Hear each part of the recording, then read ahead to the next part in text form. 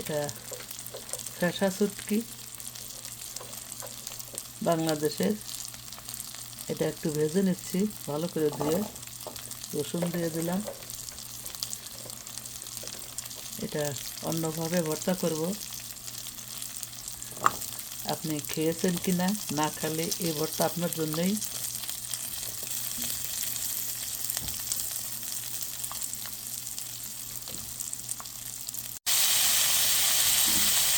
এবার বরবটি দিয়ে দিলাম।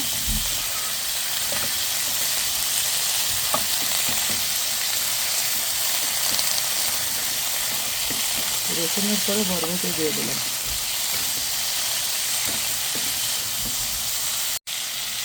একটু হলুদ দিয়ে দিলাম।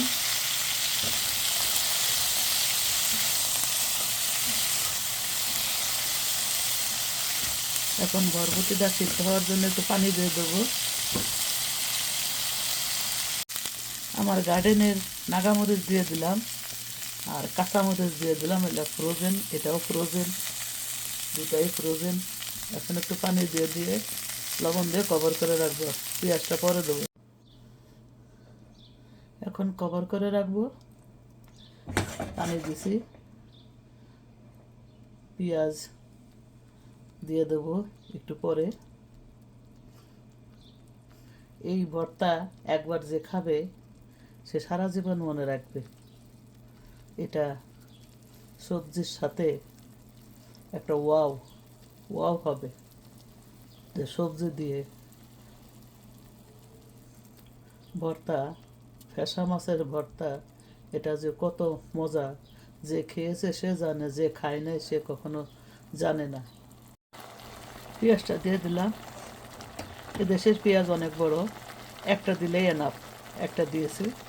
এখন একটু কভার করে রাখবো লবণ দিয়ে।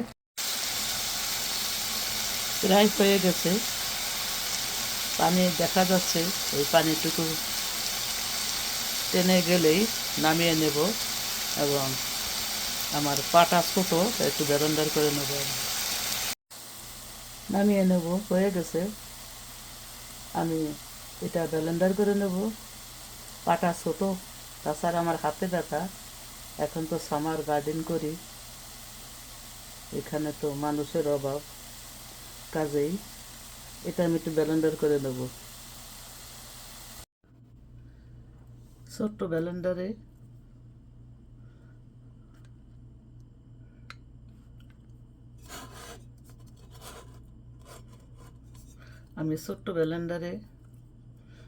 ভর্তাটা তৈরি করব। বড়টা এখন মাখাইতে চাই না, দুইবারে করে নেব। শুটকি রেডি, রুটিও রেডি। খিচুড়ি দা খেতে পারেন, ভাত দা খেতে পারেন, রুটি দিয়া, পরোটা দিয়া, যে কোনো কিছু দিয়ে খেতে পারেন। অনেক মজার শুটকি ভর্তা, বিন দিয়েছি। এটা দিবেন, দেখবেন অনেক টেস্ট লাগবে। বোম্বার মরিচ, নাগা মরিচ দিয়েছি, নাগা মরিচের গন্ধে আনন্দে সবাই আসবে। ভালো লাগলে একটা লাইক অবশ্যই দিবেন।